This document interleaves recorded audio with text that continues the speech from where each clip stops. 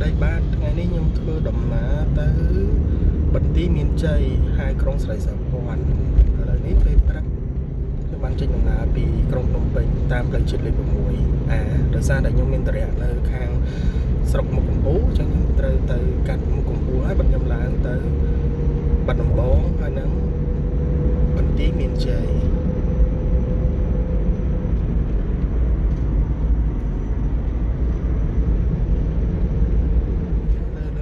ជាតិលេខ 6A មានការចរាចរណ៍រឿងមមាញឹកបន្តិចព្រោះសារមានម៉ូតូឡានច្រើនប្រសិនហើយនេះគឺជាថ្ងៃបុណ្យអញ្ចឹងទៅធ្វើឲ្យប្រជាជនកម្ពុជាគ្រប់គ្នានាំគ្នាធ្វើដំណើរកម្សាន្តទៅតាមខេត្តឬក៏ទីឆ្ងាយៗពីទីក្រុងជិះចេញពីផ្លូវជាតិលេខ 6ចូលតាមផ្លូវគេហៅថាផ្លូវព្រែកក្តាមណោះកែងឡើងពីព្រែកក្តាមណោះកែងនឹងហើយយើងទៀតនឹងដល់ស្ពានព្រែកក្តាមចូលផ្លូវជាតិលេខ 5 វិញ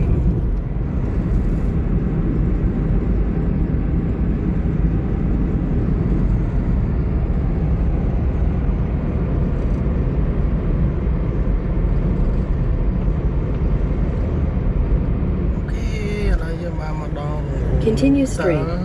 ខេត្តកំពង់ឆ្នាំងហើយតែយើងចូលទីរួមខេត្តទេគឺយើងជិះតាមផ្លូវកវ៉ាត់ក្រុងនៅខាងខេត្តកំពង់ឆ្នាំង Continue for 5 kilometers ដំណើរតាមផ្លូវឆ្ងាយខ្ញុំទិញទៅរបស់ញ៉ាំតាមផ្លូវទេហើយយើងក៏បន្តដំណើរទៅមុខទៀតនៅនេះជាស្ថានីយ៍នៅខាងកំពង់ឆ្នាំងអូខេខ្ញុំមកដល់នេះផ្លូវកវ៉ាត់ក្រុងកំពង់ឆ្នាំងខ្ញុំបានចូលកំពង់ឆ្នាំងទេដោយសារខ្ញុំអត់មានតរៈអីថាចូលខាងហ្នឹងអញ្ចឹងជិះផ្លូវកវ៉ាត់ក្រុងតដំណើរទៅពោធិ៍សាត់បន្ថែមទៀតទេសភាពតាមដងផ្លូវឥឡូវបងប្អូនខ្ញុំបានមកដល់កំពង់មូផ្ទាល់ហើយក្រុងខេត្តក្រុងពោធិ៍សាត់បាទ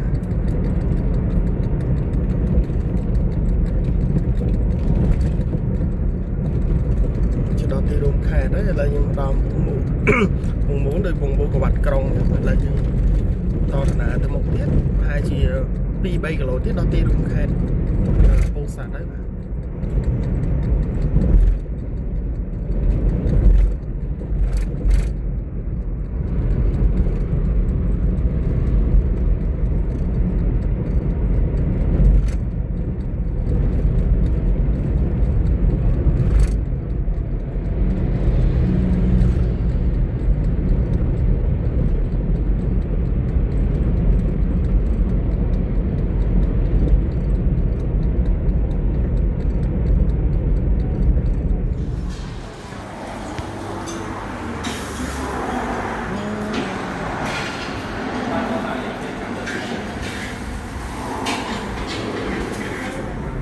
នេះខ្ញុំមកដល់ចំណតទីរួមខេត្តបាត់ដំបងនៅតាមផ្លូវបាត់ដំបងគឺសម្បូរខាងនេះគឺខែប្រមូលផលស្រូវអញ្ចឹងតាមផ្ទះនីមួយៗគឺសុទ្ធតែស្រូវ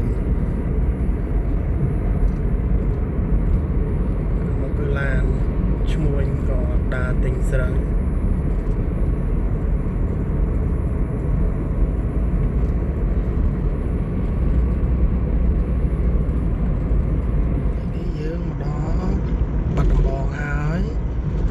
បានទៅផ្លូវវាងក្រុងទេគឺខ្ញុំបន្តដំណើរថ្ងៃនេះគឺចូលក្នុងក្រុងបាត់ដំបង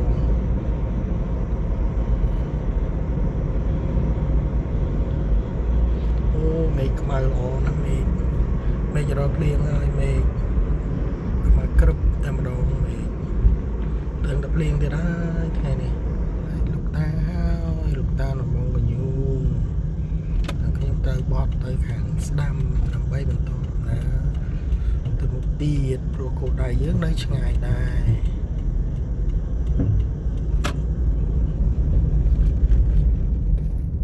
បាទពេលនេះខ្ញុំមកដល់ក្រុងសិរីសភ័ណ្ឌហើយ